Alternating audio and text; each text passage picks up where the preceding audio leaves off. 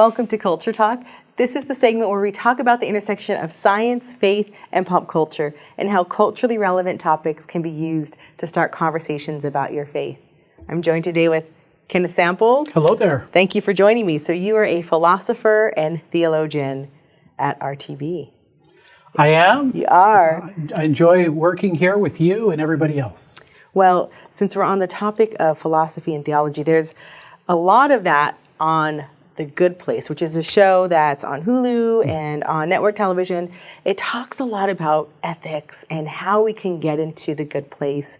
And a common theme is really doing good and racking up enough points to get into that good place. So, we think of it as heaven, but, they're just calling it that Sure. neutral, the good place. So what would you say, who would embrace that type of perspective? Yeah, I think there are two world religions that fits really well. And then I think there's what I call the common man on the street perspective. Mm-hmm. The two religions that by doing good things, you can change your heavenly destination or your afterworld destination would be Zoroastrianism, which is a monotheistic Middle Eastern religion, not all that well known. The other is Islam, where paradise is an earned reward and hell, you get what you deserve. There's really no grace in those religions, so to speak.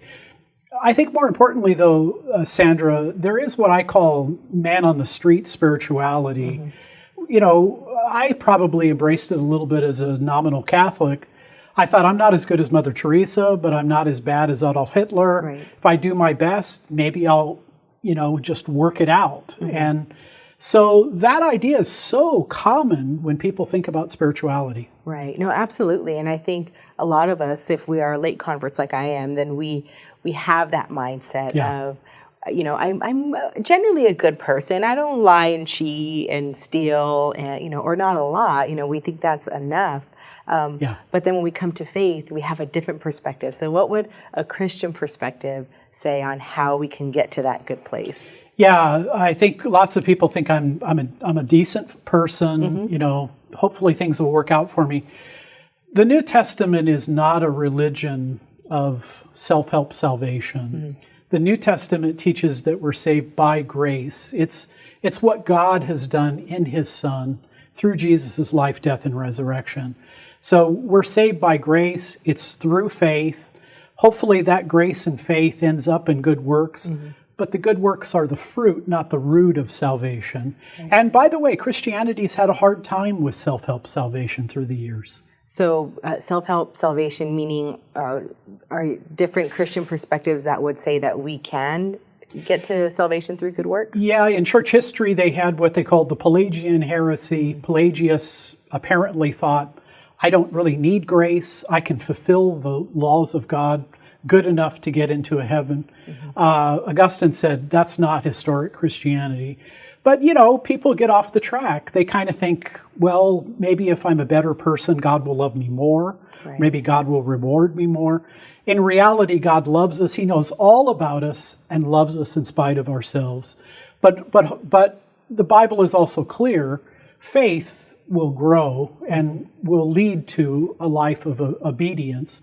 Maybe not perfection, but some kind of obedience. Right. And, it makes me think of what happens with these characters who are trying to do good. There's one character in particular, he's trying to do good, and it leads to a life of solitude because there's little interaction he can have without causing some sort of grief or harm or disappointment. And he wants to have a zero carbon footprint, but he's living a pretty miserable life. And I think if it weren't for Christ's salvation, that would be us trying to reach that salvation through works. C.S. Lewis has a great quote that we don't know how bad we are until we try really hard to be good. Martin Luther in the monastery tried the best he could to fulfill all the commandments. If there's no grace for us, we're a miserable lot. Right, we are indeed. So then the man on the street or the person on the street who does kind of still hold that belief that, I'm generally a good person. I do good. I don't harm people. How can we engage in a conversation to help them see that there is hope and salvation beyond just doing good? Well, I think one, caring to talk with people, being bold enough to go out there and share our faith.